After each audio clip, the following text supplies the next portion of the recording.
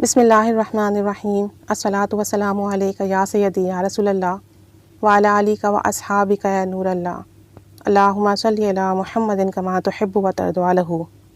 رمضان کا آخری عشرہ چل رہا ہے اور ہم سب جانتے ہیں کہ ان آخری عشرے میں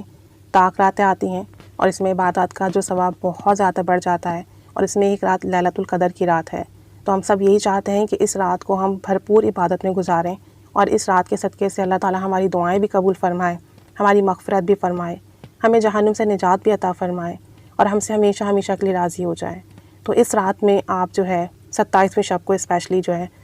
باوضو رہنے کی کوشش کریں، مغرب کے بعد سے لے کر جب تک جاگیں، جب تک عبادت کریں، باوضو رہیں تو مسلسل آپ کو نیکیوں کا ثواب ملتا رہے گا۔ دوسرا یہ کہ صدقہ لازمی کریں تاکہ آفات بلیات سے پورے سال محفوظ رہیں، اور ایک کام لازمی کریں کہ ہر طاق رات کو 70 مرتبہ سورہ قدر لازمی پڑھیں اور پوری امت کی طرف سے پڑھیں اور بسم اللہ کے ساتھ پڑھیں۔ اگر آپ کے پاس وقت کم ہے تو 21 مرتبہ پڑھ لیں، لیکن ہر بار بسم اللہ کے ساتھ، اول آخر 3 بار درود شریف۔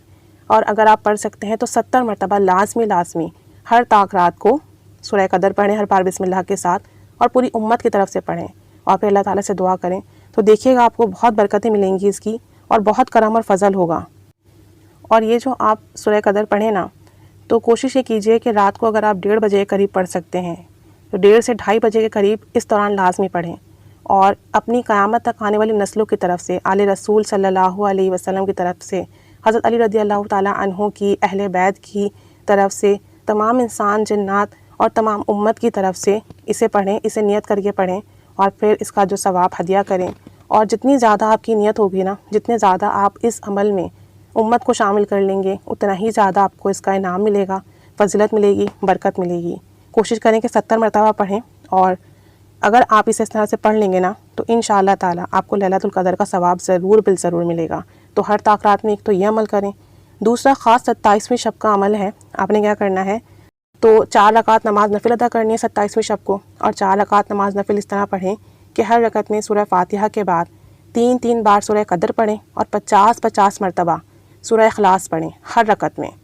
4 رکعت ہیں، ہر رکعت میں 3 بار سورہ قدر پڑھیں سورہ فاتحہ کے بعد، اور 50 بار سورہ اخلاص پڑھیں، اور سلام پھیرنے کے بعد سجدے میں سر رکھ کر 70 مرتبہ یہ کلمات کہیں، سبحان اللہ والحمد للہ ولا الہ الا اللہ واللہ اکبر۔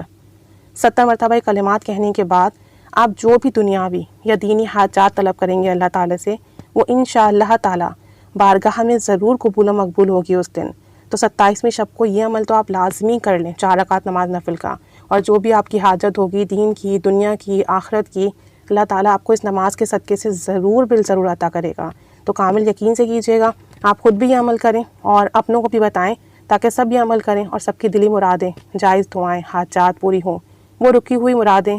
وہ رکے ہوئے کام، وہ حاجات جو پورے نہیں ہو رہے، انشاءاللہ تعالیٰ ان نفل کی برکت سے ضرور پورے ہوں گے۔ اور 27ویں شب کو نا 7 مرتبہ سورہ ملک لازمی پڑھیے گا، اس سے گناہوں کی مغفرت ہوگی، بخشش ہوگی، درجات کی بلندی ہوگی، اور آنے والا سال بہت آسان گزرے گا، اچھا گزرے گا انشاءاللہ تعالیٰ۔ درود شریف، استغفار کا کثرت سے ورد کیجیے گا، دعائے شب قدر پڑھیے گا۔ لیکن آپ نے یہ 2 کام تو لازمی کرنے، ایک تو 70 مرتبہ سورہ قدر پڑھنی ہے